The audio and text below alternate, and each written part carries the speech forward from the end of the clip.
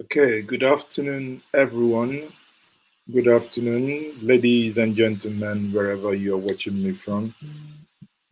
This is MaaziEzeoke, live. I hope I am live on Facebook and I am live on YouTube. So wherever you watch me from, as usual, it will be I would be glad to know where you are watching me from, and as usual, that's my shout out to you. So today I want to address something that, two things basically. One is the remembrance of, the remembrance of the Biafran Day. At the same time, I want to also remember the brother that was killed in America. And I think both have something in common. Both incidents have something in common. And this afternoon, I want to look at what both incidents have in common. You know, again, it's all about injustice. As they say, injustice to one is injustice to all. Now, I would start by saying that there is something happening. I made a video on today's Saturday. I made a video on Thursday, and within 2 minutes, I posted that video. That video was taken down by YouTube. And in many years of vlogging and in many years of creating content for YouTube, hardly are my videos taken down because I pay attention to the YouTube community guidelines, where that's why I tell people when I make videos, I don't curse people, I don't swear, because there are community guidelines guiding the things you say on air, so that it becomes a content that could be viewed by everyone. So when I posted this video, and YouTube basically took it down immediately and wrote me saying that this is not, this is a warning that the content violates their YouTube guideline. Now, what is the content of my video that violates the YouTube guideline? It's very simple. I made a video where I said, and I talked about the killing in America. And I showed the video where my fellow human being was, pressed down by three white Americans, three police officers. Not from what you guys are seeing. There is another photo where it clearly showed from across the street that this individual was pinned down by three um, police officers. Beyond that, today marks 53 years that the Biafran War started. 53 years of the Biafran War. And today, in a forum today, I asked that we, basically a forum of Nigerians, I asked that we commemorate this day. Someone actually said to me, if it's about fallen heroes, that they have Armed Forces Remembrance Day. And once more, it struck me that many people, especially those in Nigeria, do not understand what is actually happening. Here we are, in a nation that is built and anchored on injustice. And some people are saying this is a day to mark the heroes that were killed unjustly. Millions of people who were starved to death because starvation was used as a weapon of war. Now, if these things were happening, and to date, some of these things are yet to be addressed. Hence, this clamor for an independent state. Hence, this clamor that a certain part of the nation should be taken apart and not be part of the federation anymore. Again, whether you clamor for the severity, that is the demarcation and the carving out of an independent state out of Nigeria, some call them Niger Lower Congress, some called them Biafra, some say it's Odudua, some say it's the Atlantic Republic. I mean, there are so many nomenclature.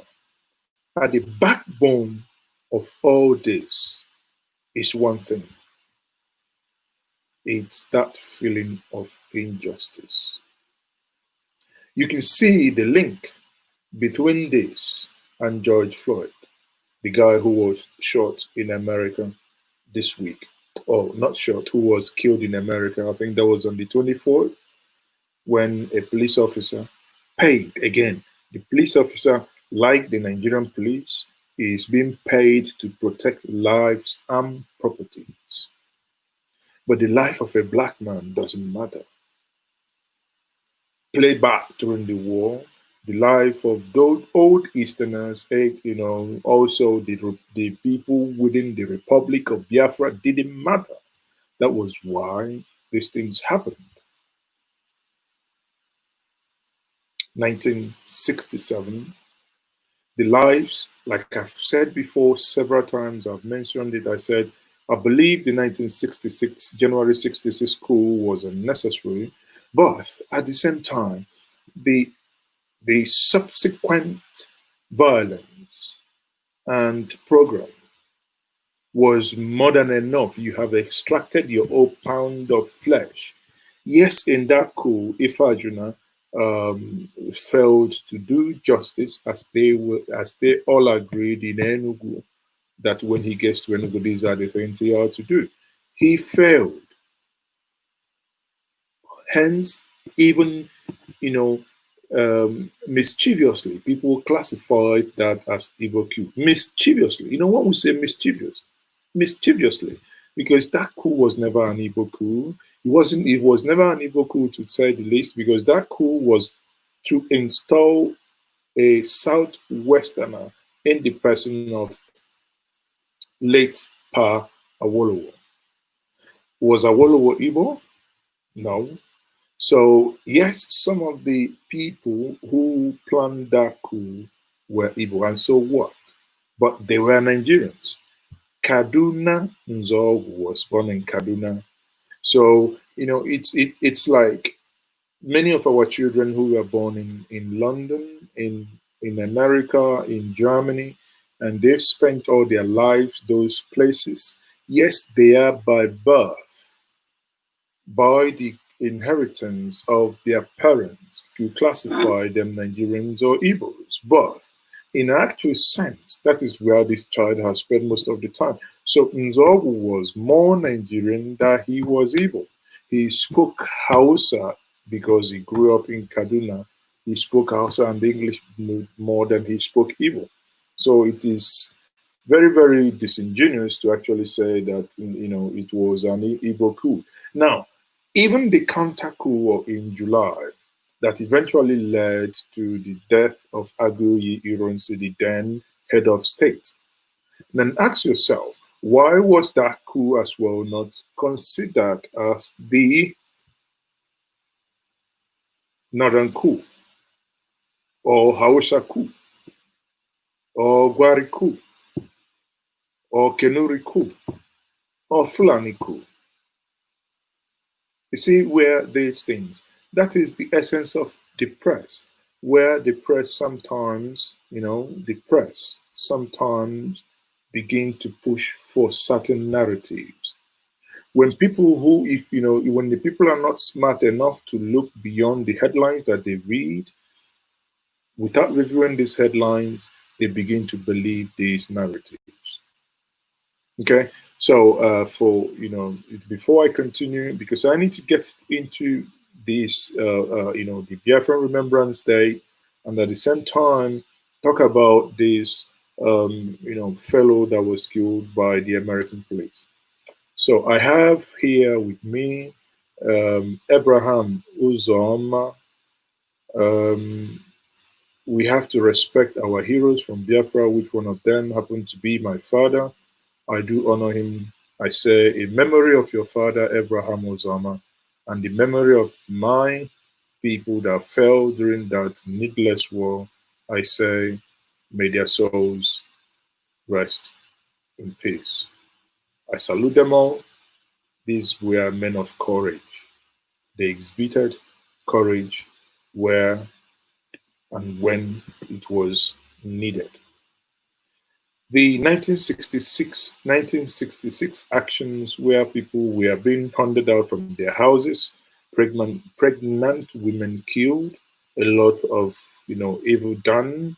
I mean, these are things that were never addressed. Yes, we had after the war, we had the no victor, no vanquished, but no victor, no vanquished. We have the 3R reconstruction, rehabilitation, and and again, none of those,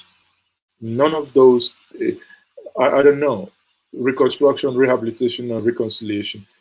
Hey, where, can you tell me where was reconstructed? The southeasterners, or rather the eastern region, the Biafrans, rehabilitated their place. They were the ones that rehabilitated their place, not the federal government. Tell me the reconciliation.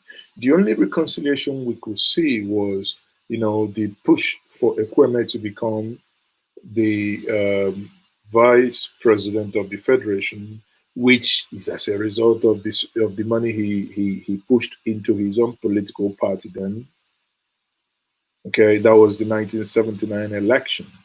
So that was the only thing that anyone could say, but that is on the political side. But beyond the politics, the whole place that was razed down, bombarded, what happened?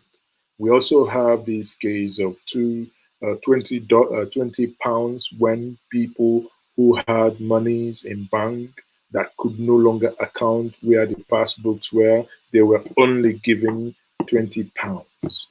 No one could actually go back and say, okay, can we look through the records? No one was interested in doing that. As long as you do not have the documentation to come forward, then you're giving 20 pounds. That's why some of our parents were so angry that they didn't go to bank. I know my dad, before he died, in one of his rooms, you can see stacks of those Biafran notes because he thought to himself, what for? And that is the spirit. But out of nothing, here we are, they built something. And those that today rejoice that they were the victors, can we compare and can we contrast? Now, I want to anchor this evening presentation with a fantastic article, or rather opinion piece, written by my good friend, Professor Obi Nwakama, where he said that the current Igbos are inferior Igbos. I mean, that is a very, for some people, that would be a very provocative piece. But I think that is going to drive down something. I'm not here to begin to argue about who, Biafra and who is within Biafra and who is not. As my good friend Chido Onoma once wrote, we are all Biafrans.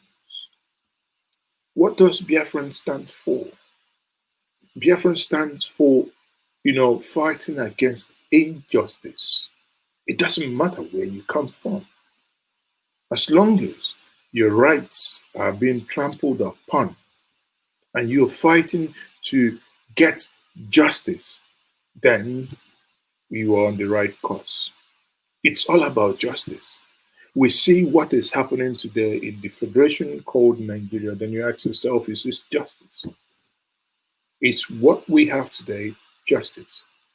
Now, I'll take, so many of you are basically joining me this evening, I will say welcome to this show. I have Daniel Agu here. History must be taught in our schools. Daniel Agu, I agree with you, because the lack of history is what is actually getting us to a point where we are sleepwalking into the same thing that happened 53 years ago. The same thing, almost, it's as clear as that. The same thing that happened 63 years ago, we are sleepwalking into, because there are people who have cleverly, I don't think it's even cleverly, I don't think it's a matter of smartness. I think it's something that is done in order to suppress information dissemination. That it's something you shouldn't talk about. If you talk about it, you're trying to break the nation. Hey, come on, people. Germans fought war. Germans gassed so many million Jews. Yet still, the Germans talk about the mistakes that they made, or rather, the mistakes that they made through their Führer. Their Führer, as they call it in Germany, their Führer, that is Hitler. And these people were gassed. These are human beings. And in this gassing, now the conversation hasn't stopped within the German system. The Germans keep talking about it. Why? So that the younger ones will learn history, will see the mistakes made by the older ones, with the intention not to have them repeat. Okay? So John Okolie said, to our heroes, I say thank you for your sacrifice and your generation. Never again. We will do everything in our powers to prevent a reoccurrence. And in addition to what John has said, I will say, Oza Emezina. We shall not have anything like that again happen. I wouldn't be sharing pictures and videos on this broadcast, because it appears if I do, YouTube is going to take them down. I mean, I don't want to spend my hours preparing for videos, and when after finishing that video, they will take it down. I mean, it's honestly, I could as well go and sleep and just make sure that I'm getting back energy, rather than spend time. Maybe because of the contents I have in these videos, they take it down. I don't know why the censorship, but no matter how it comes, we must endeavor to do the things we can. Now, on this note, I want to bring this to us. That is Bruce Mayrock. Bruce Mayrock. This guy you're looking at here was born in 1949. And in 1969, haven't seen, Google him, Bruce Mayrock, haven't seen the things happening. He got angry and he said, why are people being treated in this way, the way they are treating the Biafrans? Because he saw in the news children of Kwashiorkor being starved to death. Kwashiorkor victims dropping dead. And what did Bruce do? He protested in a way he think he could, the only way he think he could actually protest. He basically burnt himself alive. Now, not every white man is evil. Not every Nigerian is evil. We must situate things. Bruce is an American. He burnt himself in protest of what he thinks the Americans could have done, his country could have done to help these people, but they didn't. He did. Now, just oppose that to George Floyd, who killed, I mean, that's what it is, killed an American, a black American within the week. Today, I've just read that the wife left him. And it's when you read something like that, you think, whoa, hold on a moment. So we still have like women who could actually do something like that, leave a man because of the things he or she has done? Now, just oppose the other way. This is Biafra, people being killed. This guy burnt himself alive. Okay.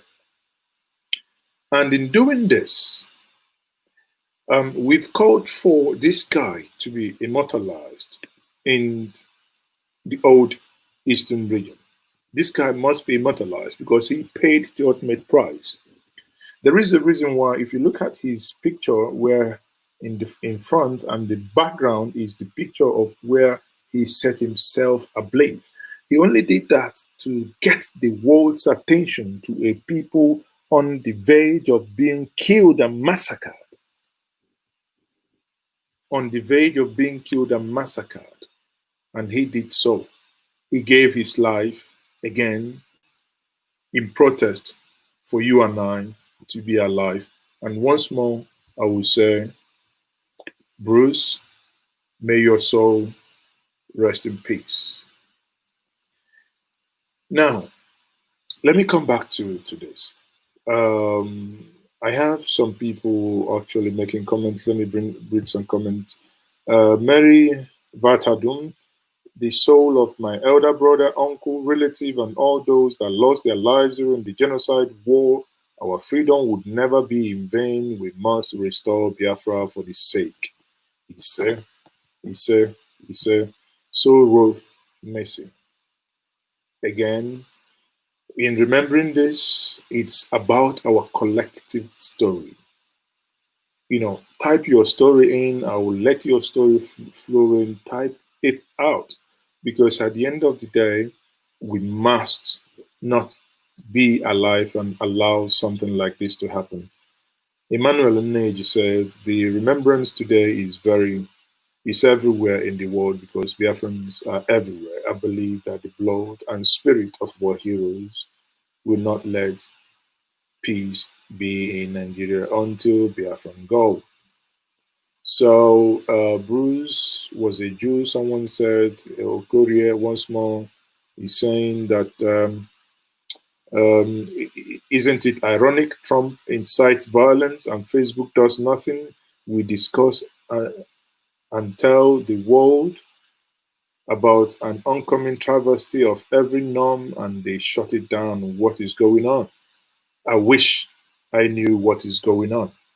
I wish I knew what is going on. You see, in this world, I don't want to pick a fight with Donald Trump. I mean, it's sad that everything now, I feel everything is being censored. My video is being taken down. Videos that harm no one, it's just that they contain truths. Everything is being censored. Yet, the same president would tweet not about a man that has lost his life in America or condemning the act.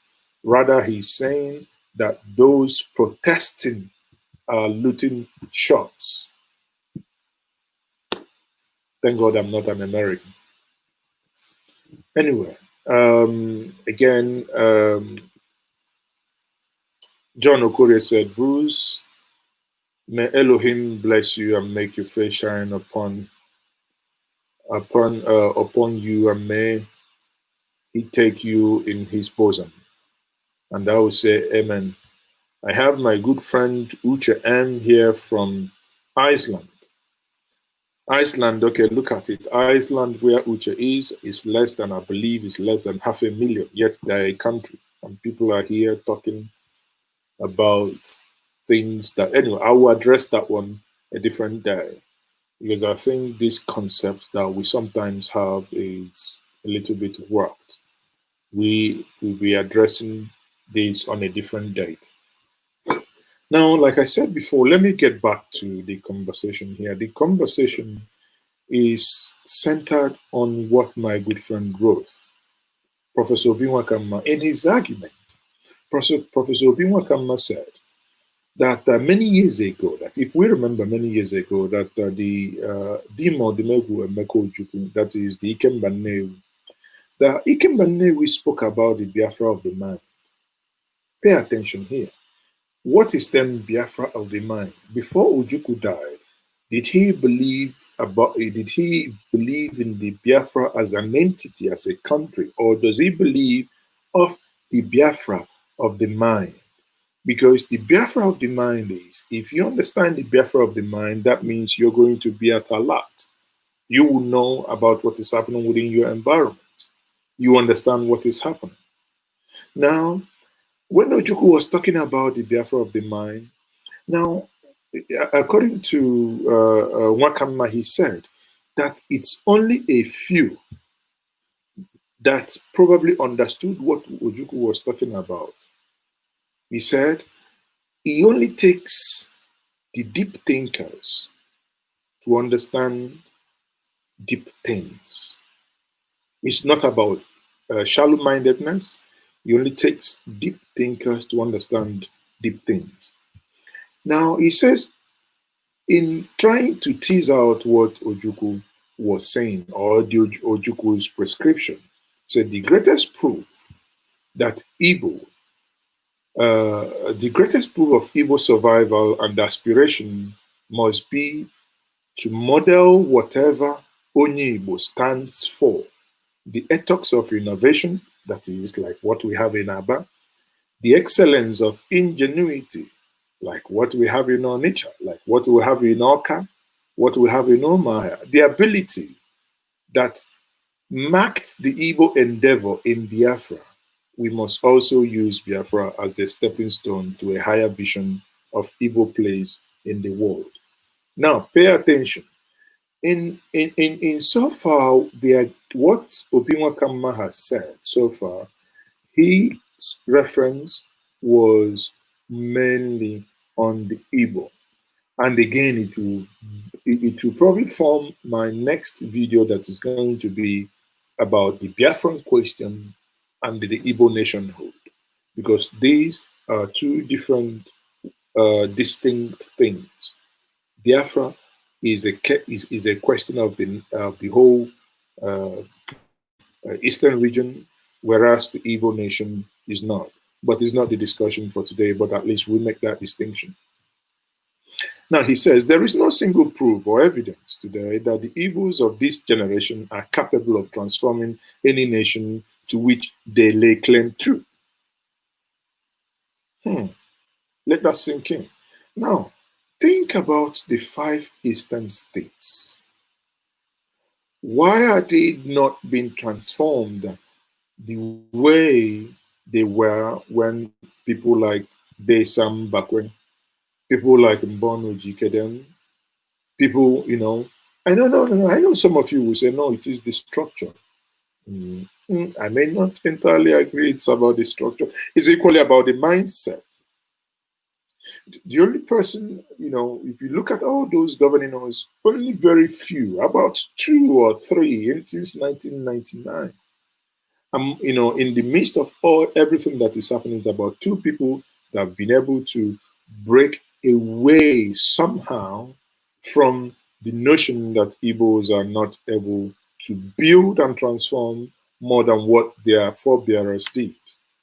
He said that he looked and he has studied the Igbo situation and that he has listened to his kinsmen and he thinks something is fundamentally wrong with Igbo, and because they are trapped in a deadening hate, self-pity and nostalgia. It is the kind of nostalgia that is both self-defeatist and deadly because it continues to romanticize the past while the future speeds away. The Igbo cannot wait until they achieve Biafra. Now, for some of you who are intelligent enough, for some of you who are clued on, I want you to listen to this. The Igbos cannot wait until they achieve Biafra or a separate nation in order to build and secure Igbo land. Soon after the end of the war, Igbo survivors of the war really worked, toiled, embarked on the work of restoration. That's when I said, when we talk about that, the Nigerian state talked about the 3R, reconstruction, rehabilitation, and reconciliation. There was nothing they reconstructed, as I said at the beginning. Our fathers reconstructed the great Igbo nation and brought it back. Remember? Some of them came back, and when they went back to where they lived before, their properties were now owned by some people else. It was now classified as abandoned. But in the midst of all those things, they were able to go back and build and conquer. With that singular action, they revived the economy of the East. And by 1979, as I've alluded before, just 9 years after the end of the war, 9 years after the end of the war, the Igbos were ready to take on the rest of the nation again. 9 years. 9 years after everything was flattened out. They toiled, and they worked so hard, and they were able to do these things. Now, we are their children. Obinwakamma asks, are we not a disgrace to the spirit of those men and women who fought the war? Because in Obinwakamma's argument, he argues that we are not doing enough, myself included, compared to what our forefathers collectively did. And I think, whether you agree or not, it calls for sober reflection. The Igbos of today are a beggarly nation of impotent, large-mouthed people now whipping about marginalization and waiting for Nigeria to actually do something about their plight.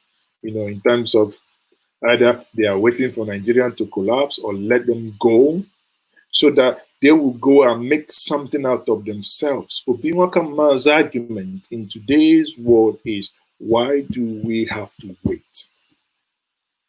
This is an overindulgence in generalization, basically.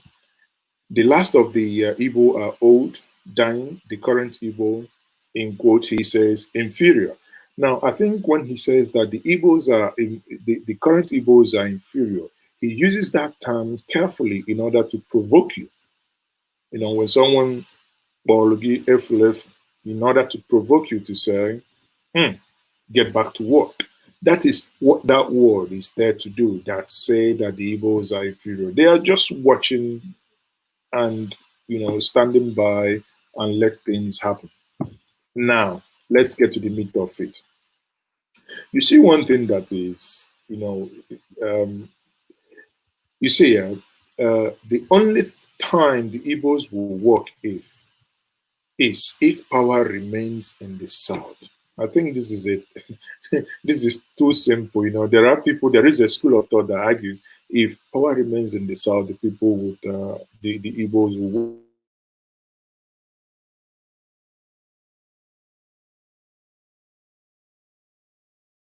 presidency. Take it that way. Take a look around you here. He continues to say, where are these Igbo men and women?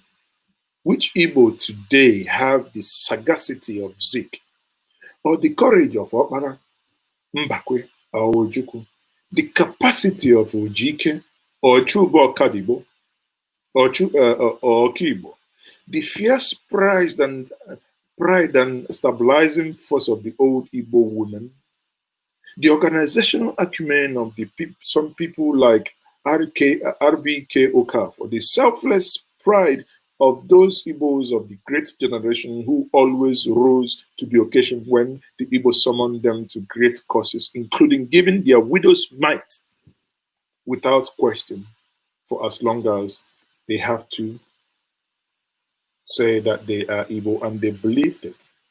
Now, in terms of today, what is it trying to say? That Igbos have left the land and the land has left the Igbos. This is incoherent, he might say. In an incoherent, people cannot run an independent nation. It's as simple as that.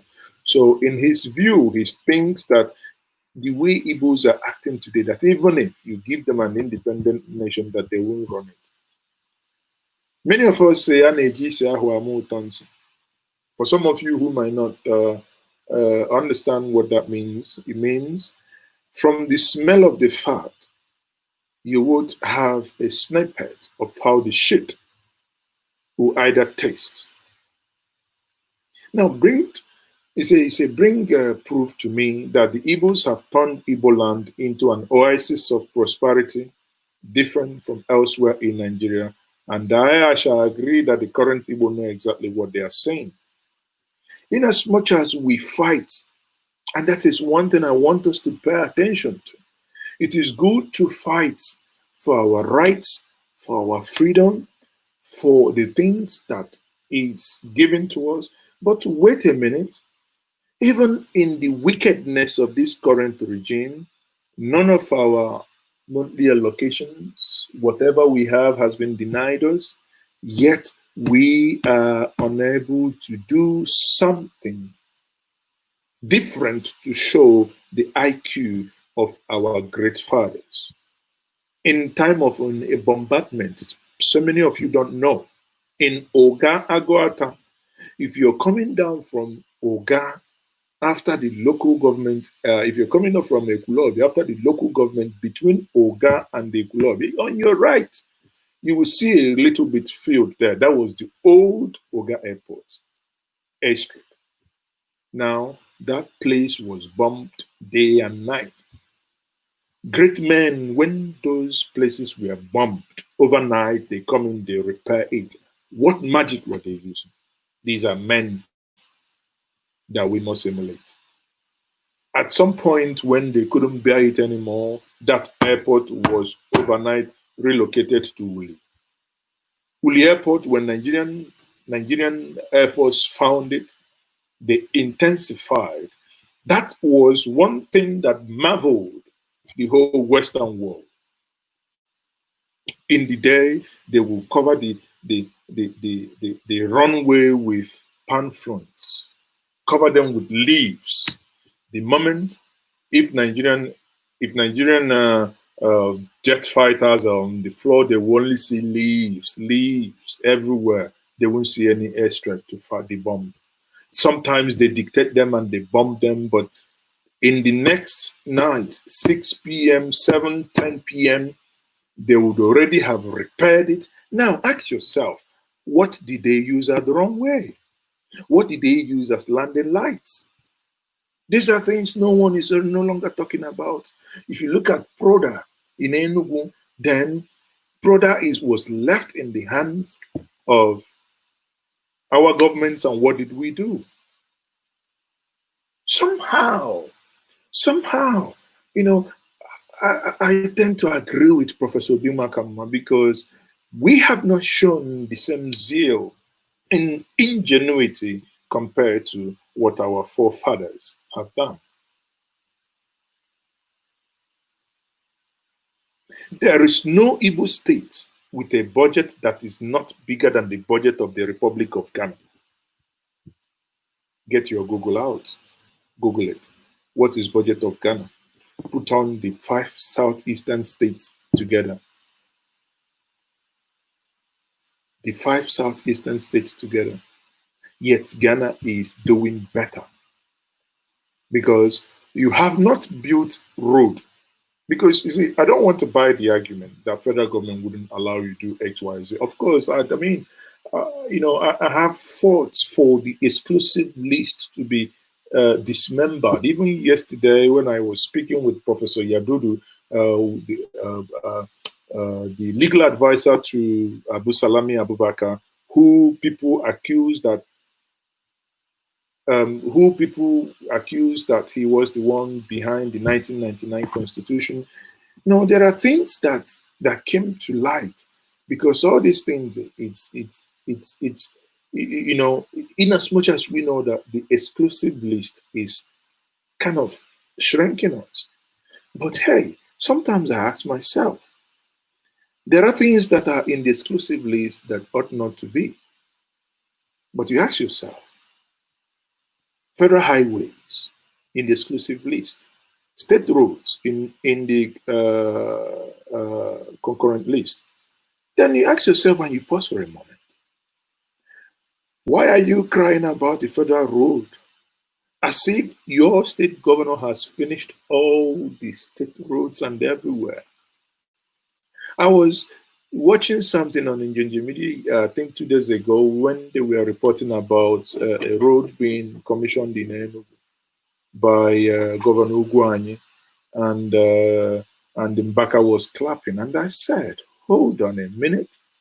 These roads are conducted or done with open gullies, open gutter in the word parlance in Nigeria. Open gullies. There is no slabs to close them so that water can run under them. And here we are clapping. I'm not saying he has done well. He has done well, don't get me wrong. But we have not done something different from what is being done in Lagos, from what is being done in Kaduna, from what is being done in Benue. It is the same thing. We haven't shown capacity as a people that are actually, if indeed we are in any way better, we haven't shown that capacity in the way we have governed ourselves. There is no Southeast state today that has its budget online to show this is how much we get from the federal government, this is how much we spend. There is no government that has made it a law to make sure that every vehicle bought in their state is produced locally in the Southeast. I don't know if I'm making sense. If you guys are getting it, because this is not, there is no control. Federal government can't do this for you. And federal government can't even prevent you from. Federal government can't prevent you from doing your roads. They cannot prevent you from saying your state law, you're making this law that every vehicle that's going to be bought and used in this state of Anambra, Imo, Ebonyi,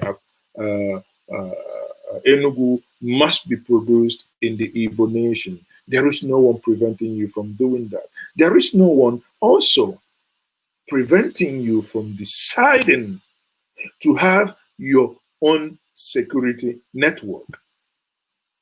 Please, let no one tell me about, oh, Abuja is interfering. That is absolute nonsense. Absolute nonsense. Abuja my foot. Because if Abuja was interfering, even with the VP, the Yorubas, when they decided to do Amotekun, they did it. In as much as I have said, and I'm repeating it, that Amotekun needed to have gone through the state's legislation, which eventually they pushed it as a regional thing, and they found out, oh, okay, fine, it can't work. Then they had to now go back, let it be backed by the state legislation.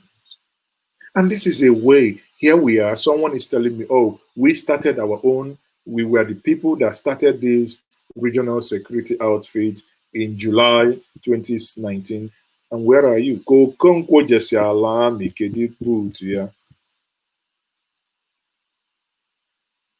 It's not. Uche M says the Southeast as one of the Southeast as of now has no good governance and accountability. Honestly, I think it's beyond, because I keep saying it. Even in the quest for a new nation, you can actually reach out to more people by showing leadership by example. I have in this channel said several times, I want to see where we say, if we get to this place, this is how we will govern ourselves. Let us make this as a social contract with the people we tend to convince. If you become a governor in this new nation, you will only be allowed to use 3 cars. And these cars must be made in this region. If you become a deputy governor, you're going to only have 2 cars. That means 1 for you, 1 for your security and press. Governor, 1 for governor, 1 for security and press. That's it. If you're not interested, you are not elected governor to come and drive cars. If you're not interested, do not contest, because the people who are telling you this are not going to vote you, because the people can control it. Can we get to that point? I have made an analogy here that we claim that we are superior. But hey, there is no local government that I am aware of. Please point me, and I've made this challenge several times. Point me to that local government that you can go today that receive federal allocation, drive big SUV that has a functional toilet. Again, toilet, if people don't know, is the eye with which you can see how good someone does. It's just like any good nation. You want to know a good nation? Go and look at how they treat their poor, how they treat the downtrodden, how they treat those that have virtually nothing. In the same way, if you want to know a good local government, a good office, go and check their toilet, especially the female toilet. The female toilet, where a woman can comfortably come in, sit down, not standing, like she is in her own house. This is what we are talking about. So, in argument and in line with what Professor Obi Nwakama is saying, and his argument is, he said that if you put together the budget of all the states in the Igbo land today, that it is bigger than the national budget of 10 West African states. And I agree. What is the budget of Gambia? But the way we run our states, you can't even find these things in Gambia. Yet we allow these people we elect to run us off the road. Your mom is going to the farm. Or the next thing you hear is pure, and who is coming? A tout. A local government chairman. A tout. Running your mom off the road. Your mom needs to run away, because if not, they will hit her. And if she dies, nothing is going to happen. That is something we are allowed to happen. We don't need to wait until we get there before we begin to demand that these things should be done, and they should be done right. He says the North or the West has never run down our schools. Exactly. Our schools. Look at Omaya. Look at the Federal Government College Omaya. Look at Afibo. Look at the Queen's, the Queen's schools in Enugu. Look at DMGS, Onitsha. Look at Our Ladies, my school, Onitsha. Look at QRC, Onitsha. So when you look at these things, were they run down by federal government? No. We destroy these things and we blame someone else. I've alluded how our parents were able to construct airport under heavy bombardment. Yet we have in Anambra State, my state, a governor wakes up, tells us a new international airport will cost $2 billion and will be built by the Chinese. And everybody clapped for him. You voted him 16/16. You now clap him for yourself. 3 years later, rather than you go and hold him account, Mr. Governor, why haven't you delivered the airport you promised us that you're going to deliver? Rather, he puts in 6 billion naira in for an airport that he has already told us will cost nothing. And some of you are coming back to my inbox and telling me, Maazi, the video you made, you called the fraud called Anambra State Airport, that you shouldn't have done it, that the work is going at the airport. And I ask you, by sense, if you don't have one, if the airport was, the contract is no longer with the Chinese, is the commonest thing to do not to tell the people of Anambra State, if you respect people as their government that they've elected you, is the best thing to do not to address the people and tell them, we found out, everybody, of course, everybody makes mistakes. Now, if someone wants to dupe you and you find out that it was fraud, of course, you cancel the contract. Is it too much to ask that if you found out, yes, that these people weren't who they said they were, and you say, on this note, we are canceling this contract, we are going to do it ourselves, that statement alone could actually mobilize people. We have enough men and women in the diaspora. You can plug into their account and say, please, we want the diaspora to buy bonds on this. It is easy for someone in America to invest $500 on his homeland, knowing that that money is going to be used to build something for him, that he can fly in from Dallas International, from Texas, from California, down straight to Anambra State. Where is our emotional intelligence? Rather, we put 6 billion and someone is asking questions, what you're telling me, oh, that they seized the drone, this, that. What is wrong with us? Which drones? How many drones do I have in this house? How many drones? What am I even talking? How many drones do I have here? This is one of my smallest drones. Look at it here. This is one of my smallest drone. And people are just telling me, oh, they seized the whole rubbish because the airport stopped because there was no drone, nonsense drone. Go and hire. Those drones are in Nigeria. Go and hire as well. Or you come, I'll give you free of charge. I'm in Nigeria. I'm in Nigeria here. I'll give you free of charge. I won't charge you money. How can't you people, what did you need to do? You want to do aerial surveillance with that drone, area measurement. Jesus Christ. People video, people do wedding with their distance and nothing happens. And these are things, you know, when we talk about these things, you know, yes, I understand people. This is the day we have set aside to honor our fallen heroes.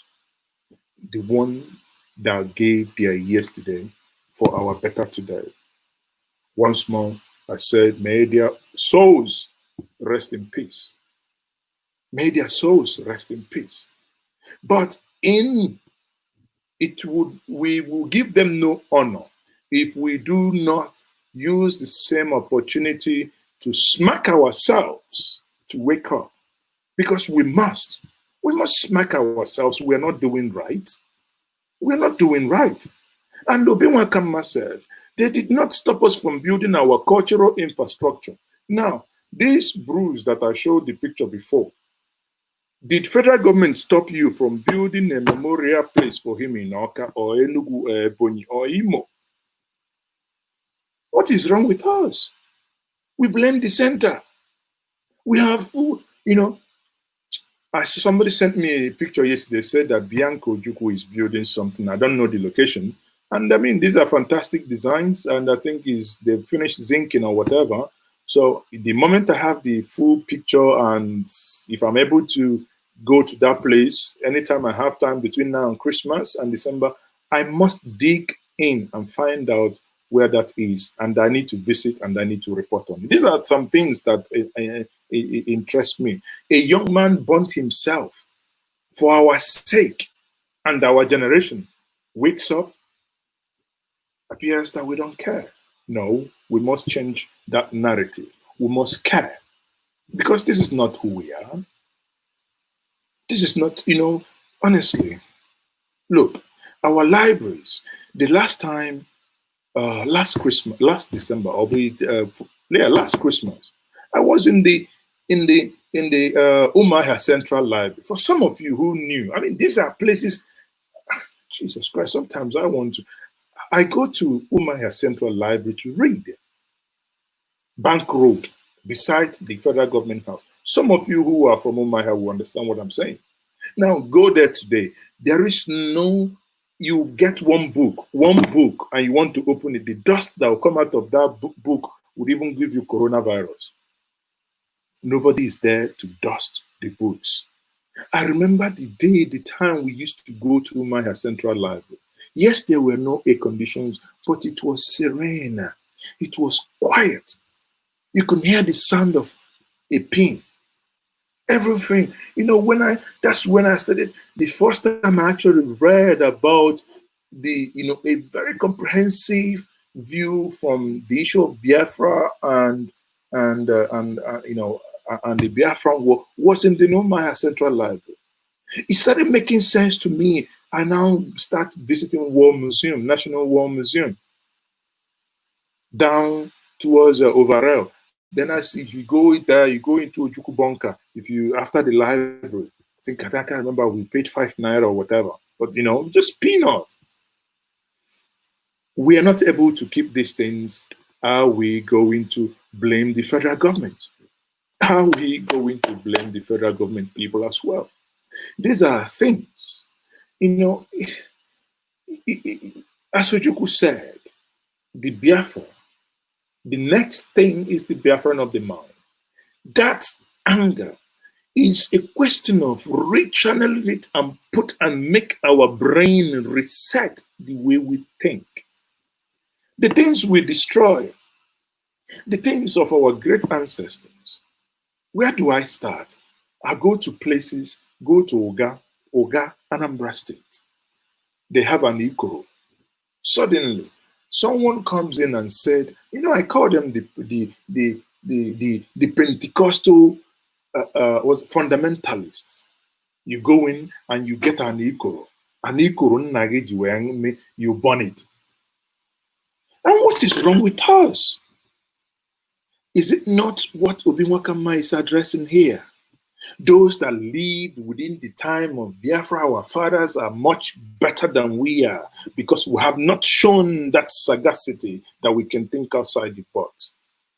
Since 1999, yes, the system is not the best. Yes, I agree, there is loopsidedness.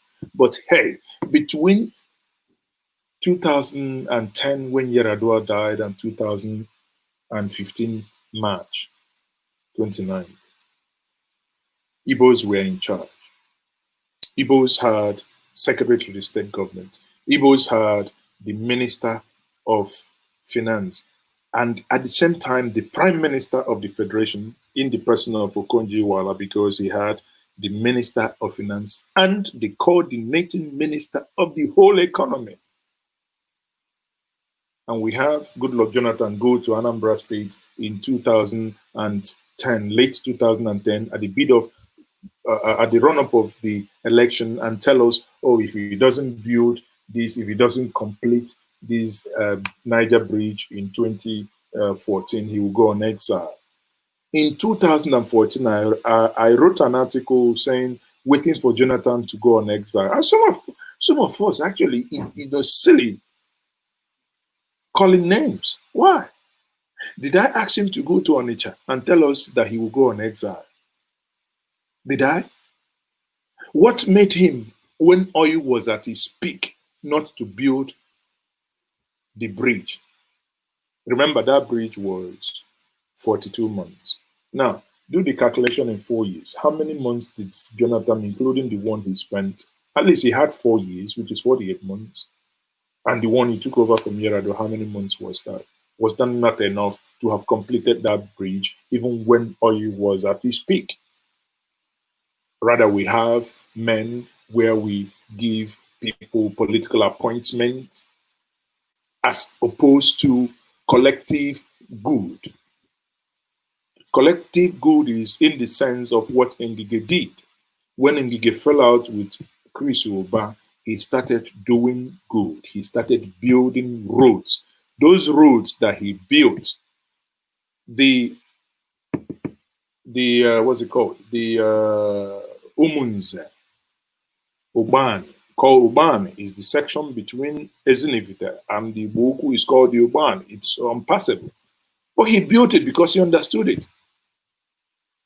These structures are there. People come in for Christmas, everybody drives like a mad person. View. You can traverse Anambra State, even as I speak to you now. Come and join me. We can traverse Anambra State now from Anambra point A to point B in an hour. Let us take off from Oga at the boundary between Oga and the Imo State, that is Anambra and the Imo State. And let us drive down to Anyamelo at the boundary of Anambra and Kogi. We can do that in less than 48 minutes. I have done it when I go to Costeris Farm. So what are we talking about? Is it to go from that same location to get to Asaba, which is the Niger Bridge? It's the border there. Is it that's what I can do? Or is it from the Niger Bridge to Amansi, that is the boundary to Enugu, that I cannot do in an hour?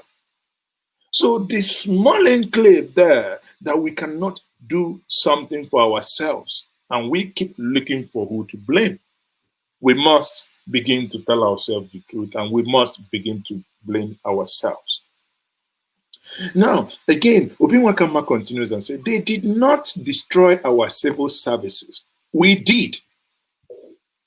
Under Theodoge, he sacked people based on the fact that they are not Abia indigenes. Yesterday, I thank God for Peter Obi, who was then incidentally the governor of the governor of Anambra State and the Southeast. What's it called again? The Southeast Governors Forum chairman. He called him to order. He refused. Now, and he begged others not to toe the same line of madness. And how can you, Abia, sacking Anambra, sacking Imo, sacking... I can't understand how we get to this point. Even in 1991, when Enugu was created out of Anambra, old Anambra, and we had the same madness. Abenu go home, Abana go home. Even today in 2020, someone told me, anyway, I'll consider him a friend, but I told him, I know you are drunk when you said this, but it shows me what you are thinking. Because in my worldview, Igbo is one, no matter whatever you say. So this guy said, Maazi, don't worry, you're fighting for Enugu International Airport. Don't worry, when we get it, we'll give you Enugu state citizenship so that other Anambra people don't join you. I mean, I felt like vomiting what I had in my stomach. The anger I had, I need to control myself.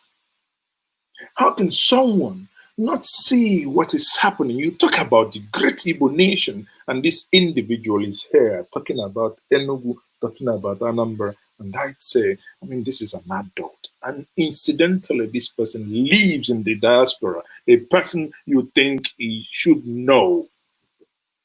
It makes you angry.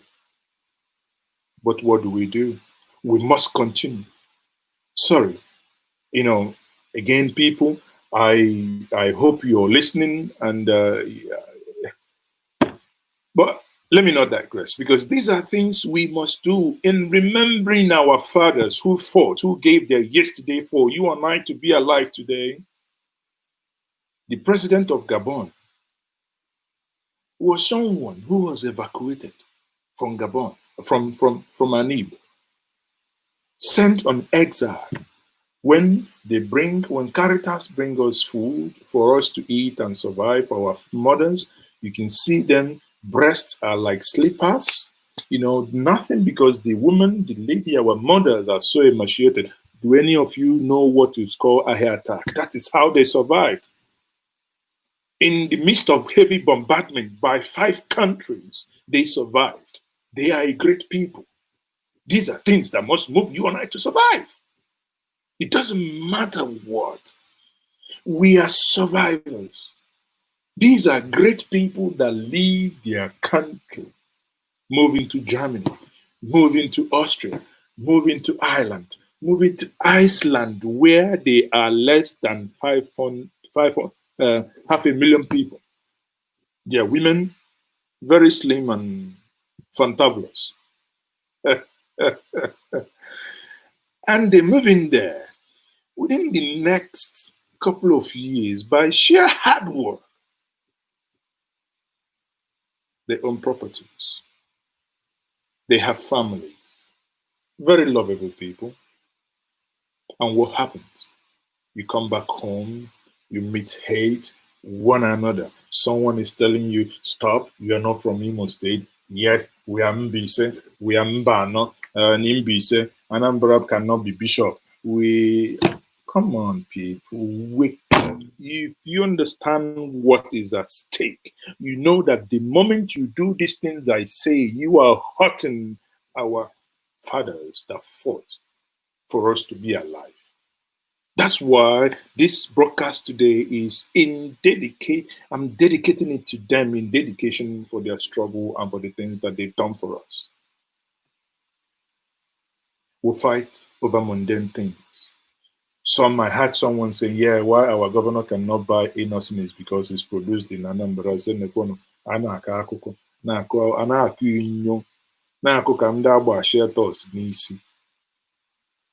As if it matters if you're a good welder. As if it matters if you're from Imo and you're working in Anambra State. Who cares? As if it matters that you propelling us into to produce more and serve a population of 200 million, that he can now partner with some factories and companies in Imo State and open more factories and create jobs. Don't we know that if we tax innocent, let me tell us one thing today. The law of the national grid regulatory says you can generate and supply where there is no generation as of today. So they can actually work with Innocent to create these clusters, because Innocent can actually have a gas-powered thing that can, if he sites his factory here, all the surrounding environs can actually tap, so that because the lights will not go off, they would use it and they will propel. You can use it to start an economic cluster. What have we done for ourselves? Why am I interested if Nigerian federal government is buying Innocent? Why am I interested? Am I federal government? I should be interested that if I look at Hope Uzodinma, if I look at Obiano, if I look at Omahe, if I look at Ugwuanyi, and if I look at Ikpeazu, that in their convoys, I'm not seeing 60% of IVM, I should be worried. And that is what should worry you. I am not against driving an armored-plated car. Have any of you challenged him to build an armored-plated car that he couldn't? Ben Bruce challenged him to give him an electric car, didn't he? Come on. We are honestly people, we are, myself included, and I'm not making any exception here, we are hurting the memories that our fathers have left for us. We have our motor parks, we know city centers. Last time I went to Polo Park, some of you that grew up in Enugu, like myself, I'm a New Haven man. The thing is, I actually grew up everywhere. The only place I didn't necessarily grow up in Igbo land is Ebonyi and Imo State. But the Enugu, Abia, and Anambra, when you say growing up, lived in, drank the water. I knew when in Enugu, you could not close the tap. When the tap was rushing, you couldn't use your hand and close that. The velocity with which it came would just splash water everywhere. But today, go to Enugu, unscrew the tap. You will see yellowish water dropping like diarrhea. Did federal government come to Enugu and destroy the water corporation? Yet the same Enugu has a budget for water, has a commissioner in charge of water resources, has budget being paid out every single day. People, what is wrong with us? Now go to Polo Park that I was alluding to before. Now we have destroyed Polo Park. We're building. There is no zoo anymore. We have something Gate Hotel in there. At the zoo. When we used to come, we'll go to IMT from there, Appian Way, Banye Suit. Buy na Abia chota mmadu. Ichota. You just now 10 o'clock. I will open up Enugu ademma. You go to zoo, you just see animals, very angry, hungry animals, because are we not doing this thing to ourselves? Did federal government sell the Enugu Zoo? Did federal government sell the amusement park, the polo field? Suddenly we created ShopRite, shop nonsense. The same ShopRite could have been used to create another city in Enugu, a suburb city. Get out towards Enugu, Port Harcourt Expressway. Build ShopRite. Build, start a new city. apart from independent layout that was designed during the time by Alex Ekwueme or during the colonial time, we appear incapable of creating anything new. Tell me which governor since 1999 has mapped out a new city. Look at Anambra State. During the time of IPOB, all I was hearing is area mapping, UN habitat, area mapping, UN habitat. Now Obiano comes in. What are we still hearing? The new Oka. Future, future, future, future. When are we going to live in the future? London had the Olympics. They built a new city. Aggressive. I fly into Dubai. I come out. 6 months later, I come back to Dubai. I want to miss I won't even think that the taxi want to kidnap me. Because not what I saw 6 months ago I'm seeing. People constantly thinking. In my hotel, JD Marriott, they say is a place they don't sell alcohol. Hey, the 87th floor, or whatever, you see women of the night lined up, cocktail everywhere. The sheikh, who is like the governor or the president of, walks in and want to, because he knows everybody there is a Westerner. He walks in and shakes hand and want to greet everybody. You ask yourself, would your governor do the same? Everybody's in the air condition. That's why none of them is aware that people are hiding in trucks, coming in your places. Rather, what we do is we make videos. Where is the strategy? Where are the thinkers? You say something, nobody listens. It's not a time to make videos. Come on. It's not a time to show and then, no, man. You need to go to work and do, you may even work in there, man. So sometimes, sometimes when I say these things, I'm like, okay, if I go to, let me say this.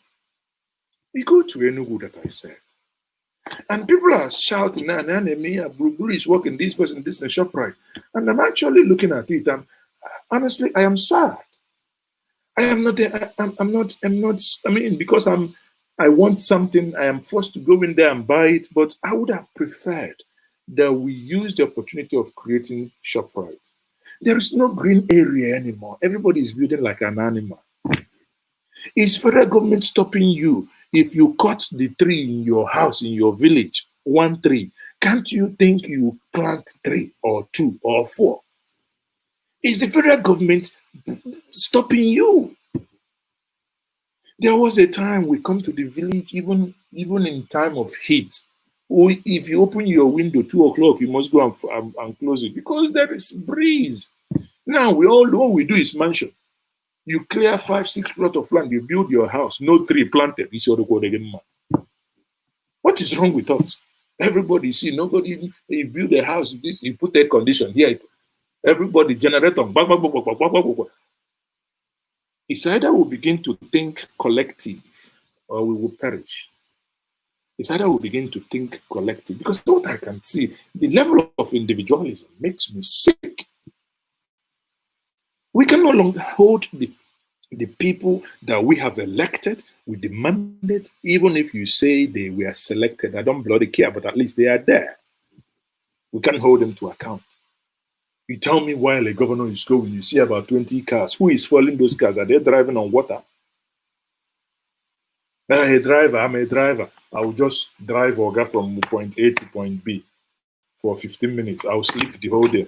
My brother got you all, you're wasting your career. Go and look for better things to do because you're not creating any value. Sorry, you're not creating any value. That's, for me, is not employment. You're just wasting your talent and your resources. So at the end of the day, if I want to move on with the trajectory and the tone set by Professor Obinwakama goes further to say that our buildings and the way we build them up, our libraries, have made allusion to the library. There is no library in the Southeast today that is properly well air conditioned, that can be and have, even if it's, proper library, electronic library. I think there is one built in Akwa, you know. But these are things, ideas drive the world, ideas. Because a child that you give, a child that you give something without telling the child anything. I give my 4-year-old an iPad. I said nothing. I just give it to you. Daddy, what? I just said nothing. I was just watching. From trial and error, doing this, doing this, doing this, doing this. The child came back to me and the daddy, I downloaded, what the game was, a Temple Run. Chineke, listen, she doesn't read.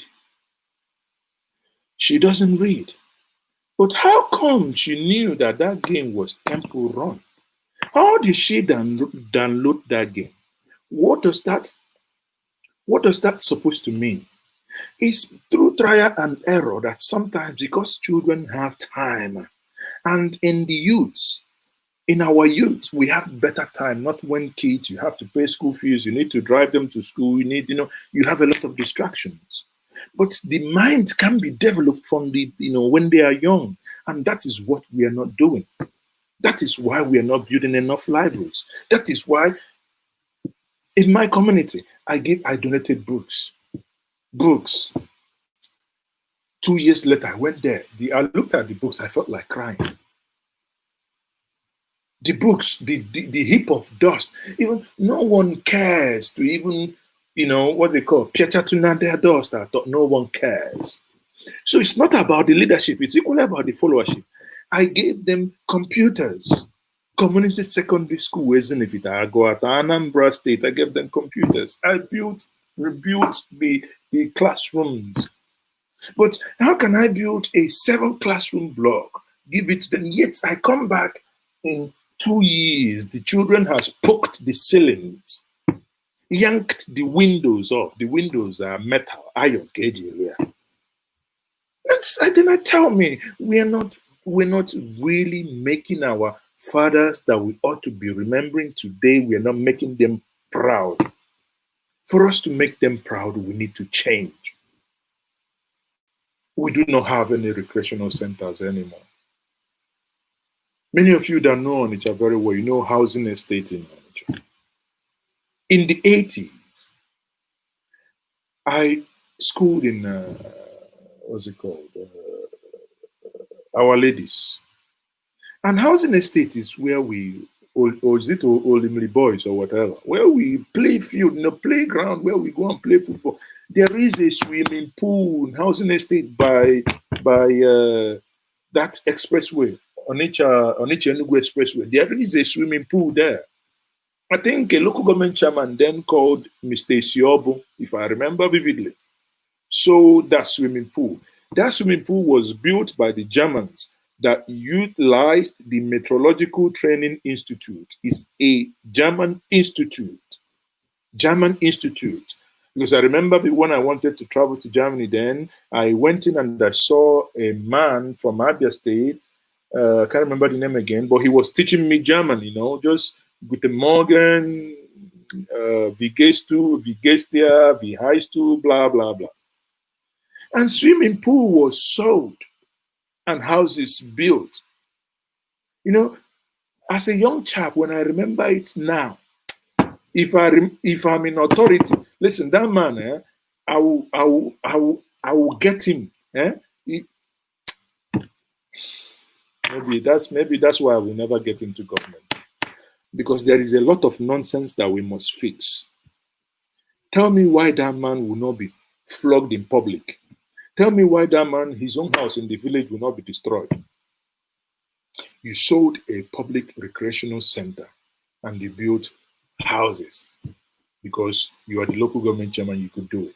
And those things were destroyed. I cannot forget that picture in my mind. Some of you who lived in Onitsha, some of you who lived in Fege would understand what I'm saying. I'm born in Onitsha. 43 Ozoblu Street, Fege, Onitsha.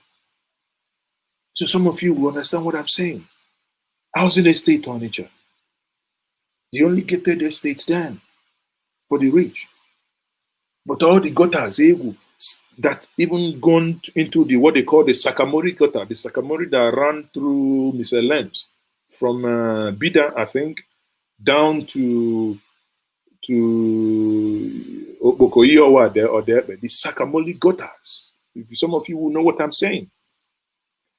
These were things our forefathers did, and in our generation, we are destroying them and clapping ourselves because everybody in a boutique, everybody in a boutique, people go out, they steal, they con people, they do 419, you come back, you clap for them, and you think, yet after clapping for them, we all hail Biafra, we want Biafra, not a country of thieves. We must build something on principles, certain principles that must guide us. Growing up, listen, I remember again, some of you that know me personally will relate to this issue. My brother was a marketing manager. Some of you that know, Avop na beta cookie no yilo, Avop ide make shop sweet oh, good shop na hele, take and fly dodo. Some of you that grew up in Enugu will understand what I'm saying. My brother was their marketing manager, down function. They down function where they do adverts. And one time in the late 80s, he came home. They promoted him and gave him a Volkswagen, the normal Volkswagen Beetle. He came back, and one of my dad's friend, called my dad. It's just like as a child, I was just hearing this, but it didn't make sense to me until later. I said, "Gini ka nwa ga na-alụ?" I said, "No, manager. Na ebe a na-arụ oil." I said, "How you? Manu eji." The way they were just saying Manu eji, I mean, because Avop, everybody knew Avop in a yellow container, 4 liters. Avop cooking oil, somewhere Anachi or whatever, Enugu then. They lived at Egede Close. Some of you know who I'm talking about. My brother, I don't want to mention his name, but at least some of you that lived in Egede Close, some of you that know him, knew him very well, will know who I'm talking about. That's my elder brother. And they were discussing about, are you sure that this is company motor? Or did he do anything illegal to acquire such cars? And when my dad came back, to my surprise later, again, because normally in the normal setting, they will come here, Donna, as they fondly call me, then go and get us shot. Because as someone who came with a bit who brought schnapp, for them to drink the schnapp, I'll go and get shot. If some of you don't know what shot is, it's a small glass that you use in pouring those aromatic schnapp. And they overheard them saying, my dad now, based on this conversation that he has with this man, was asking my brother, Biko, MaaziEzeoke, how did you get this car? Now, he's talking to a graduate of fine arts, UNN Enugu, a graduate that made first class, a graduate that worked for about 4 or 5 years before his company promoted him with a Beetle, Volkswagen Beetle, and he was being queried by his dad how he came about that car. Now, what do we have? You and I, we have children. A man sees your child only with laptop, sleeps during the day, during the night, he starts pressing 1 2 1 2 1 2 1 year, 6 months or whatever, he comes back and he has chain, pierces his hair, his ear, do this, do the other one, and drives in big Mercedes. All you do is no pata obuteike. If you go to Onitsha and dedicate it to that your pastor, now this is not the ways of my ancestors. If you want to unsubscribe from this channel because you're listening and I'm telling you this, please go ahead and do. But if you think what I'm doing and what I'm saying is the right thing, like the video and subscribe to this channel. Because we must change this mentality. If not, for 53 years after this war, we have learned nothing. We have learned absolutely nothing. Absolutely nothing. So in this case, now, going ahead with this, and I come back to this, and the what's it called? The Obinwakanwa continues, and it says, the North or the West did not say we should not build an efficient regional transport metro system. By jointly developing the old Oriental lines, that would create a network of contracts all over the Southeast and East strategic movement of people, or take advantage and rebuild and expand the rail system that connects Port Harcourt, Aba, Umuahia, Okigwe, Ovim, Afikpo, Enugu to America. Now I ask myself, yes, within the exclusive list, there is this rail is in the exclusive list, but light rail is not. Then I question myself, why? If I want to expand on what Obinwakanwa said, because again, remember, we are not losing sight. This is dedicated to the Remembrance Day. We are remembering the heroes, those that acted like men when it mattered most. What I'm trying to use this opportunity to do is to point out our own failings in living up to those things, those ideals that these men fought for, died for. I remember one of them, in the midst of this catastrophe, had to return his knighthood to the Queen in England in protest. How many of us here today have, protested the killing of our brothers, be it in Abia while they were praying in a school? How many of us have protested the killing of our brothers while they were marching on the street in Onitsha? How many of us have protested in the injustices happening? Because maybe we think our kids are not, going to be part of it. They are secure where they are. Whatever touches our people. And then, I sit back and I think, how can it be that men, do you know what it means to be given the knighthood by the Queen? And because because he thinks, no, it cannot be that my people will be killed. And I've written so much that, for you to intervene and you couldn't intervene. Of what use is this knighthood for me if the lives of my people cannot be protected?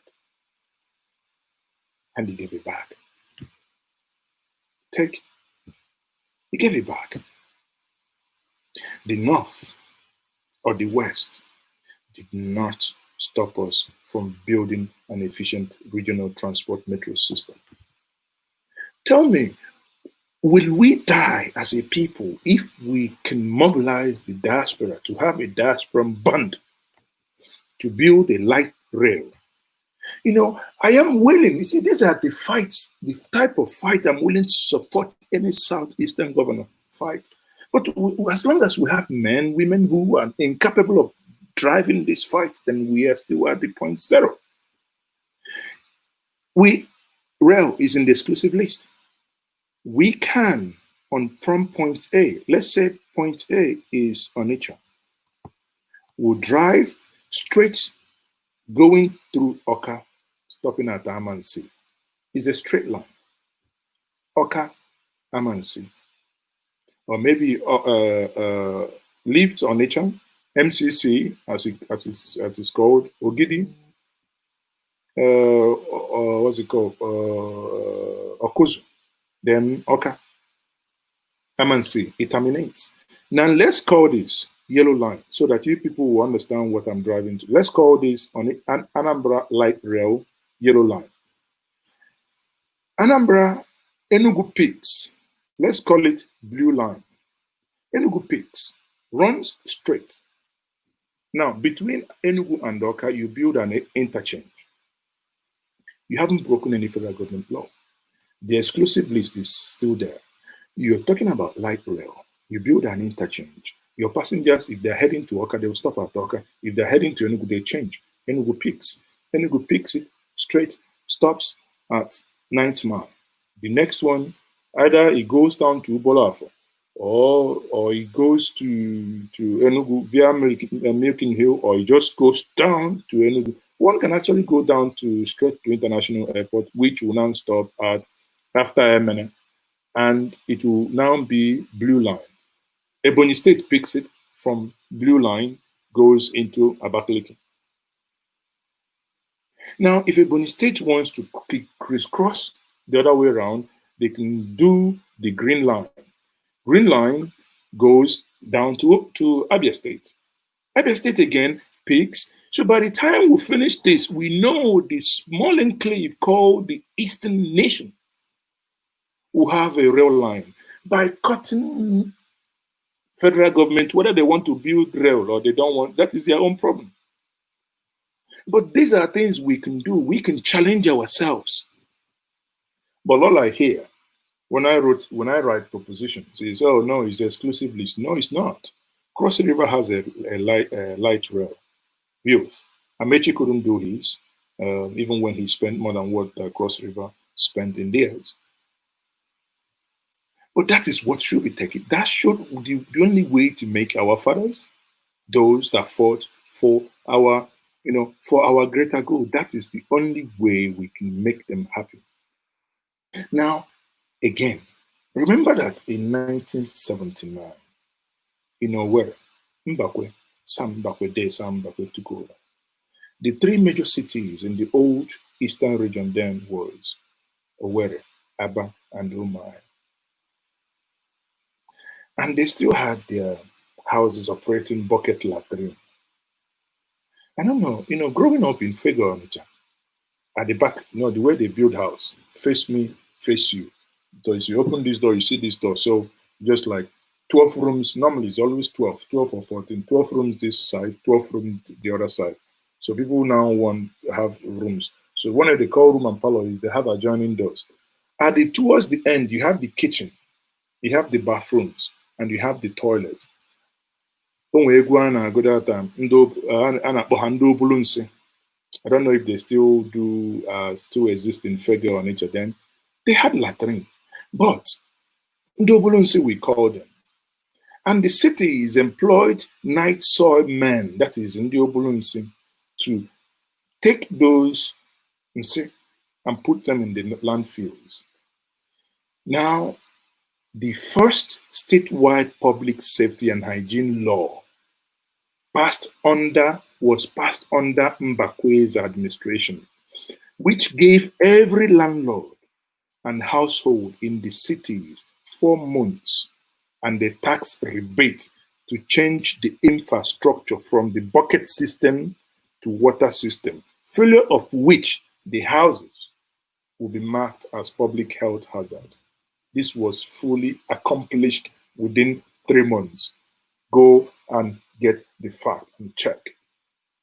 Suddenly, when Mbakwe did this, the ripple effects were felt. By 1982, there was a marked upsurge and population shift as more Igbo began to leave Lagos and other places to return to Owerri and invest and settle. After the war, we migrated, but by the means of governance of the way Mbakwe did these things, basically things started changing and people started migrating again downwards. Nobody told them to return. The conditions were simply made amendable. By 1984, Igbo businessmen, particularly in the north, were moving their money and opening accounts with the Imo State Progressive Bank. And the capital was growing for both accessible credit and capital borrowings. So what is Obinwakama trying to say in all this? That in order to honor, and that is my point here, in order to honor our heroes past, that we must change the way we think. The way we honor them is not by insulting one another online. The way we honor them is not by running one another down. the way we honor them is not equally by doing things that they would not approve of. Therefore, I urge us all, I would probably now make this conversation. If you want to make any contribution in the next couple of minutes, I would allow people to come in. Watch out the link to join me in the chat there. I will be joining that. Now, in my conclusion here, I would also look at the death of this young man that I've talked about. This young man basically was killed even when he was begging for his life. Okay. Now, but there is one thing, and that's what I think there is a connection here. Read this. When this guy today, CNN was showing this, and I found it a little bit intriguing. The autopsy, they said the autopsy revealed no physical findings that supports a diagnosis of traumatic asphyxia or strangulation. Mr. Floyd had underlying health conditions, including coronary artery diseases. You see what the Americans are trying to do here. That is, in this case, the white. And I will liken this also back again as the Nigerian system. At every time when justice ought to be done openly, that everybody will see it. And this is what you get. Many of us don't even know that this young man that died not only because he was being pressed down by one police, he was being pressed down by 3 police officers. Yes, you heard me right. 3 police officers. 3 police officers. There is another video that's another camera that video that surfaced today. All I did was basically, let me see if I can get hold on, let me see if I can get that feed. No, that's not physical. Twitter home. Okay. Let me just get that. Sorry. Let me just get that clips now. But okay. So you can see from here, you have one. I just tried to capture the screen there. You can see 1, 2, 3, 3 people, one standing, 4 of them, 3 people sitting on a human being in order to just get him arrested. And that's the reason why, I mean, I just want to show this as quickly as possible, because the video I made and uploaded online, I put in how he died and YouTube took it down. So on that note, if you want to join me on this conversation in honoring our heroes, this is the link to join me. Click on that link. It will ask you to open up your camera and type in your name. You will be with me here in the studio. You know, the level of injustice is not both in Nigeria and America. Here, there is no justice for us. However, we must keep pushing. We must keep pushing, and we must keep pushing. There is no 2 ways. It's either we give in, or I mean, there is no option. And as that has happened actually here, the Minneapolis cop Derek, his wife has filed a divorce, and after the wife called it said that she was devastated about the George Floyd tragic death, and again, just like Bruce, that burnt himself because of Biafra, this is a woman denying the husband because of the injustice done to someone who she believed that this ought not to be. And that is a way. That is a way that, you know, in a normal place, this is what is supposed to be happening. Even Barack Obama lent his voice saying that this shouldn't be normal in 2020 America. It can be normal if we want our children to grow up in a nation that lives up to the highest ideals. We must and we can have to do it better than what is currently happening. So at the end of the day, obviously, these things are unacceptable the way they have happened, that this man lost his life. On the other hand, as well, in the case of Nigeria, one can only say that in remembering our heroes, Hugh McLaughlin made a very profound contribution. He said, Biafra is a history which Nigeria will never successfully rewrite, nor the silence of the world erase. Again, thank God to some, we must keep holding this light, that this candle will never die, will never burn down, because it's a history. It's because of this history, it's because of this Biafran history that they have removed the history from the school. Who does such?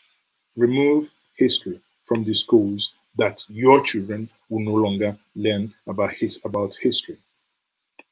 Again, it is also, if you all know that at the peak of that civil war, like I've mentioned before, that Biafrans suffered a lot of things, a lot of injustices, a lot of people died of kwashiorkor because of the economic blockade. The argument was, Awolowo's argument was that when he brings the food, the Biafran soldiers corner the food rather. So he started starving the people in order to not not to feed the Biafran soldiers. I mean, that's a lame duck argument.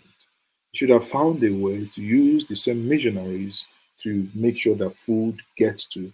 There was nowhere that we read that the Biafran soldiers were invading and raiding missionary food banks. That didn't happen. So to allow so many children to die out of kwashiorkor was inhumane. And to yet, I am still demanding that before he dies, he's 80, I think Yakubu Gowon is 80 something today. I am still demanding that Yakubu Gowon will have to apologize for these crimes that happened, for this death. Over 3 million people cannot just die in vain. There are deals that they stood for, the line that they drew, that if you cross here, we will give you succor, because they were being killed,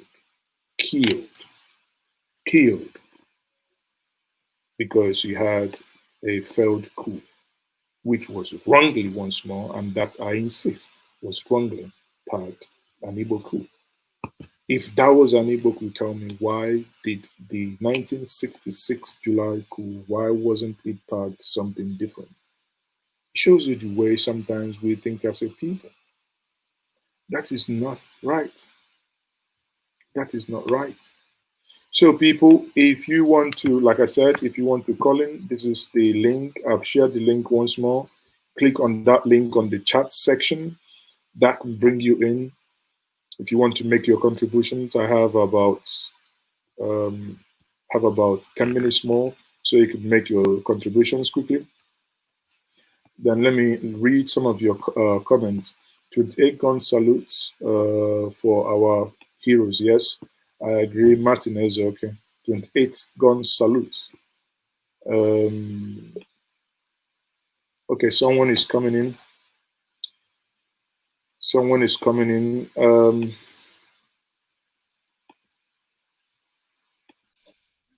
So who is this? Who am I speaking to? It's Albert Winners from England. Who am I speaking to? Can you please speak up, please? My name is Albert Winners from Birmingham, UK. Okay, you're welcome. This is MaaziEzeoke. What's your contribution, sir? I've been listening to you for some time now, and I so much appreciate what you're doing. Thank you. And everything you said is absolute truth. But the point is, how do we get people to start thinking the right way?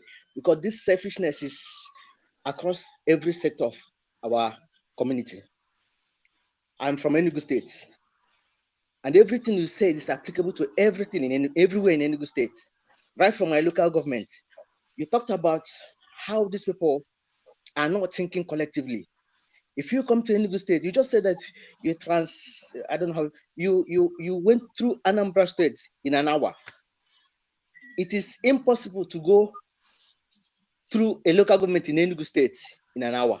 My own local government is in Kano East. If you go there, there is no access road, there is no school, there is no light, there is absolutely nothing. The people are stark illiterate. Nobody is thinking towards that. The local government chairmen do absolute nothing. And you begin to wonder, how do we survive even when the Biafra, if at all it comes? I don't believe, like you said, Biafra is not our problem. Our problem is lack of sense of humanity. We don't see the suffering of others. We see people as animals. We don't see people as our own brothers and sisters. When somebody is suffering, you don't see it, except when it comes to you. You know, there is this word in Auschwitz. It was written on in a blood. That is, Auschwitz is a place where the German, the gas chamber in Poland. I was there sometime. There was a statement. Auschwitz, yes, in Poland. Yes, there's a statement on that place. He said the road that led to Auschwitz was shaped by indifference. And that is exactly what is happening in our country. Everything that is happening in our country is being shaped by indifference. When the governor of Anambra State is doing something, Enugu State feel unconcerned. When Enugu State is doing something wrong, Anambra State is feel unconcerned. Imo is not a business. There's no sense of communityness, if I should use that word. So, but my question, everybody know this. My question is, how do we begin to sensitize the consciousness of people to begin to think in another direction, a different direction? It's very simple. I mean, remember, many years ago, Biafra was a taboo. I hope you are aware. It's no longer the case today. Even when the IPOB by the federal government has been proscribed. The proscription of IPOB, that's what the mistake people make. The proscription of IPOB does not equal to the term Biafra, right? So now, if Biafra is now loosely used across the nation, across everywhere, across the world, and if you link it back to the Biafran of the mind, being that the term enlightenment, and in Igbo we say Uchu, Ako, Nucha. We mustn't stop talking. It's only by talking that you keep repeating something, you keep talking about it. How do people get into doing bad? It's because they hear someone say something bad. Some kids, you probably you have never used F word in your house. Suddenly one day you might hear your child say F word. You'll be shocked. You say, how do you get the word F word? You say, I had XYZ in a song or in a TV show or somewhere. So there is this essence of continuous engagement. And engagement, and I must say this to everyone, engagement must actually go beyond just our own ethnicity, beyond our own people. Because we are in a very deep mess that, like I keep saying, we are nowhere nearing the ways of our forebearers.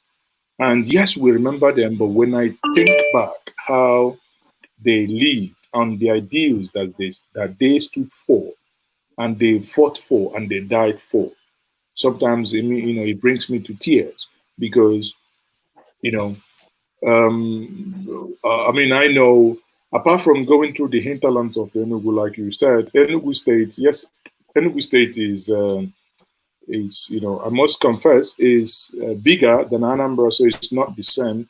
Enugu State is about 7,100 square kilometers. Anambra is about 4,400 or so.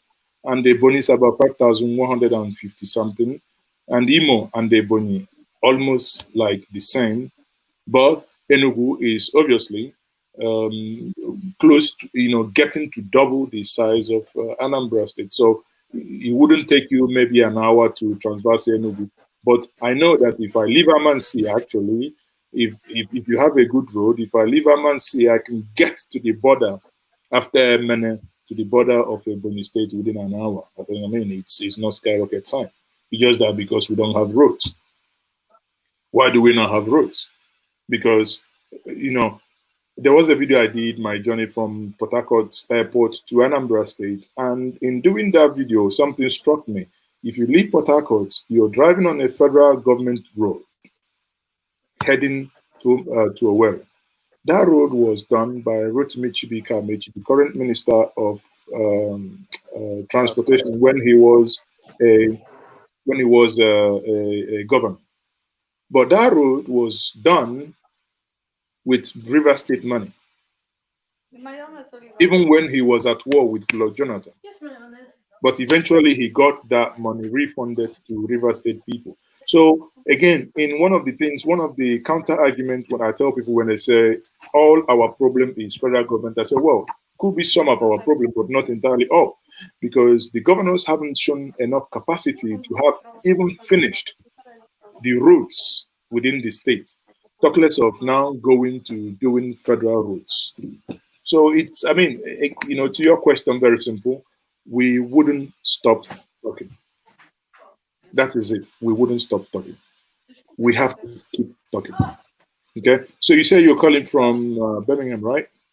Yes, Birmingham, England. Okay. So how is Birmingham and how is Corona today?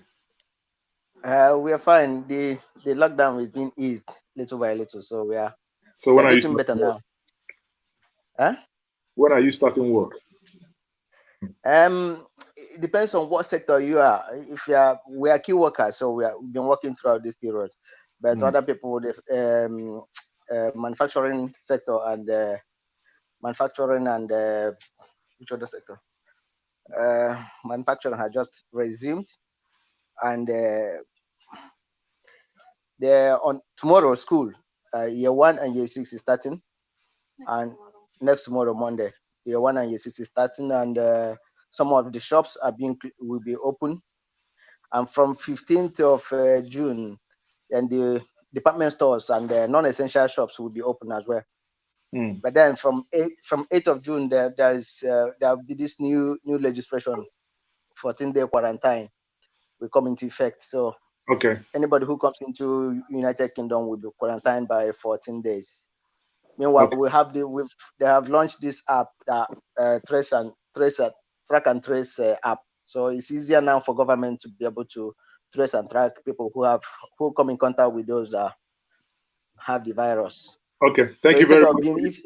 Now we are. Okay, thank you very much. Thank you very much for the update on what's happening in England. And I have here with John Okolie. John, greetings to you once more. Hi, Maazi. I think John, Bruce, I think you're the one in Bayern. Yeah. You're drinking all the vice beer alone. You're not getting us vice beer. No, I have some reserved for you. I'm just waiting. Okay. You know, that's the only thing I drink when I come to John. Vice beer. Don't miss my vice beer. I like it.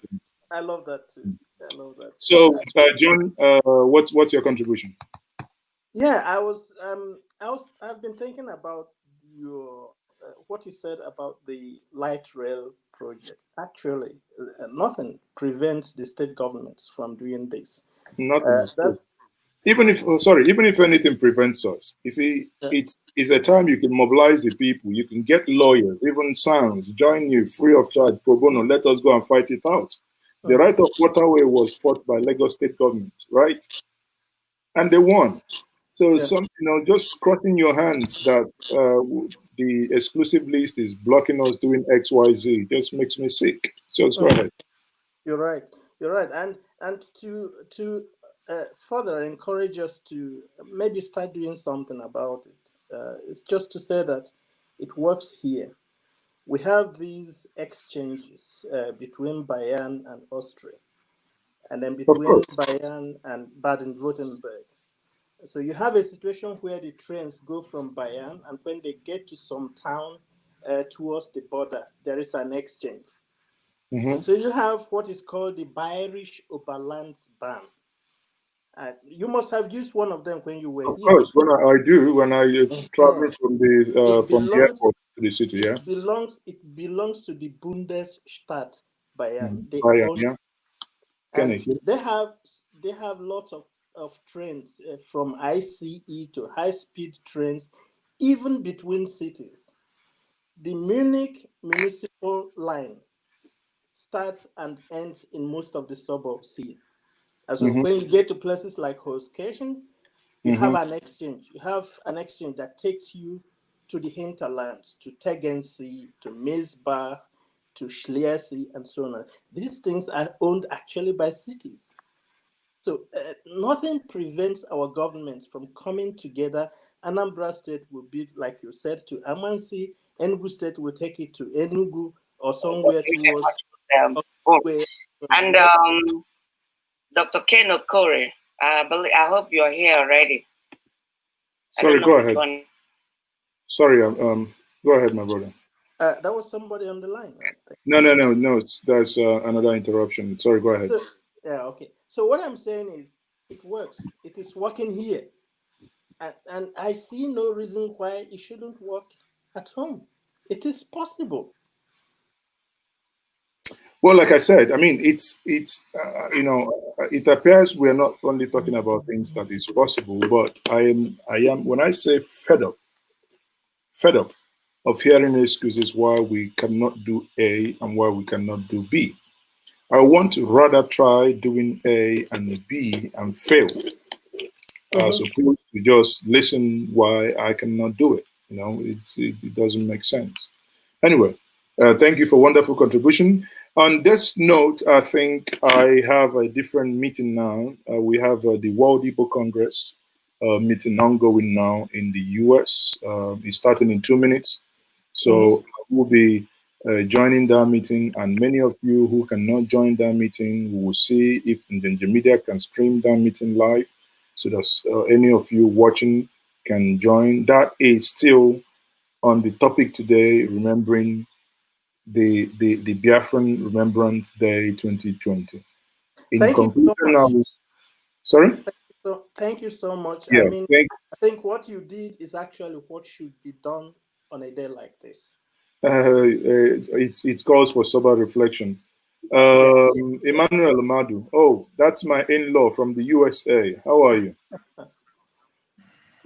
Hi, Emmanuel. Emmanuel, I think you're on mute. You have only 1 minute, Emmanuel. I am going to...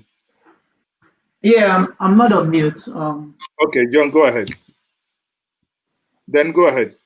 Okay, so I just joined the broadcast, and I heard you guys talking about rail. Yeah. Are you a real person? Yeah, I think I'm not a real person. I'm an IT person. I work with the company that competes with Cisco. They work together. They go hand in hand, because the switches here is actually handled by computers. It's not handled by human beings. That's why I'm waiting for him now to. I said you have 1 minute. You're still thinking. Are you speaking? It looks like I'm hearing myself. Not sure why. It must be your echo. Take a look at your system. You're supposed to be IT, isn't it? I joined from one system alone. Okay. Well, on that note, I cannot help you. So what's your contribution before I drop, please?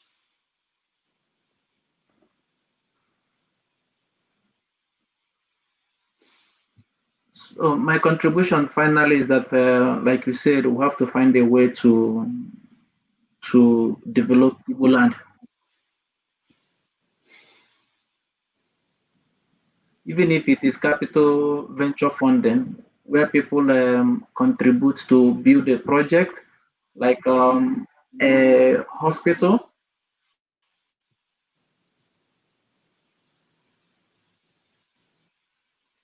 Okay, and it, so and it is run as an enterprise, or people buy shares in the hospital. As profits are being made, the investors are getting back.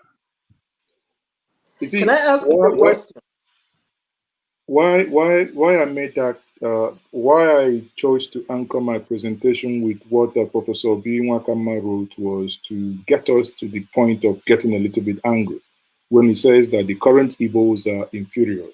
In this sense, not necessarily calling us inferior, but in a sense of saying that we do not think strategic like our forebearers. So, of course, we can do a lot. Of course, there are so many things we can do.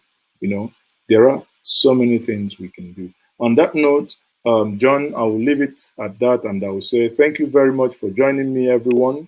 Thanks, and I will see us next time. I need to join the next meeting. Thank you very much. Thank you. Peace out. Bye. Maazi. Bye. Bless you.